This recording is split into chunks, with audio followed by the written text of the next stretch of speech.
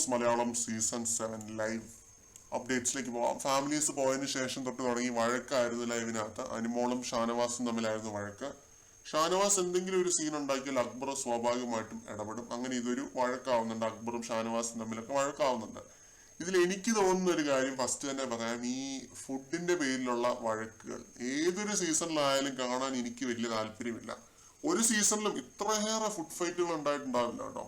ഈ സീസണില് ഡ്രാസ്റ്റിക്കലി കൂടുന്ന ഒരു കാഴ്ചയാണ് കണ്ടത്. കാരണം തുടക്കത്തിലൊക്കെ മറ്റേ പണിപ്പുര ഉണ്ടായിരുന്ന ആ ഒരു സമയത്ത് ഏറ്റവും കൂടുതൽ നമ്മൾ കണ്ടിട്ടുള്ള ഒരു സംഭവമാണ് ഈ ഭക്ഷണത്തിന്റെ പേരിലുള്ള തമ്മിത്തല്ലാണ്. അത് അന്ന് ഭക്ഷണം കുറവായിരുന്നു എന്ന് പറയാം. ഇന്നിപ്പോ എല്ലാവരും തന്നെ നല്ലൊരു ക്വാണ്ടിറ്റി ഫുഡ് അവിടെ കൊണ്ടുവരുന്നതായിട്ട് കാണുന്നുണ്ട്. വരുന്ന ഓരോ ഫാമിലിയും അത്യാവശ്യം നല്ല ക്വാണ്ടിറ്റി ഫുഡ് കൊണ്ടുവന്ന് കൊടുക്കുന്നുണ്ട്.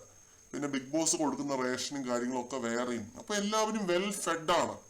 ഈ സമയത്ത് പോലും ഒരു തമ്മിത്തല് നടക്കുന്നത് ശരിക്കും അൺറിയൽ ആണ്. കാണാൻ തന്നെ തോന്നുന്നില്ല എന്ന് വേണമെങ്കിൽ പറയാം. കാരണം നമ്മൾ കാണാനിരിക്കുന്നത് എന്താണ്, നമുക്ക് ഗെയിമുകളാണ് കാണേണ്ടത്. അല്ലാതെ ഈ ചുമ്മാ മട്ടൻ ബിരിയാണി അല്ലെങ്കിൽ മല്ലിയില, ക്യാരറ്റ് ഇതൊന്നും അല്ല നമുക്ക് കാണേണ്ടതല്ല. ഹൽവ, ഓരോ സാധനങ്ങളുടെ പേര് പറഞ്ഞ് എന്നും അവിടെ അടിയാണ്. പിന്നെ ഷാനവാസിന് മട്ടൻ ബിരിയാണിയുടെ പാത്രത്തിൽ നിന്ന് എക്സ്ട്രാ ഒരു മട്ടൻ പീസ് എടുക്കാമെങ്കിൽ അനുമോൾക്ക് ഹൽവയും എടുക്കാം. അത്രേ ഉള്ളൂ. ഇത് സിമ്പിൾ ആയിട്ടുള്ള ഒരു കാര്യമാണ്.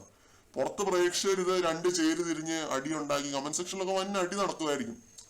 ഇപ്പൊ എനിക്ക് പറയാനാണെങ്കിൽ ഇത്രേ പറയാനുള്ളൂ. ഷാനവാസിന് മട്ടൻ ബിരിയാണിക്കകത്തുനിന്ന് എക്സ്ട്രാ ഒരു മട്ടൻ പീസ് എടുക്കുകയാണെങ്കിൽ അനുമോൾക്ക് ഹൽവയും എടുക്കാം.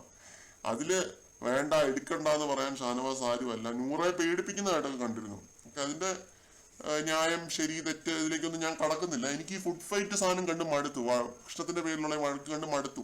നമ്മൾ സ്ട്രാറ്റജീസും പിന്നെ ജെന്യൂൻ ആയിട്ടുള്ള നല്ല കോണ്ടന്റുകൾ, ഫോഴ്സ്ഡ് അല്ലാത്ത കോണ്ടന്റുകൾ കാണാനായിട്ടാണ് ഇരിക്കുന്നത്.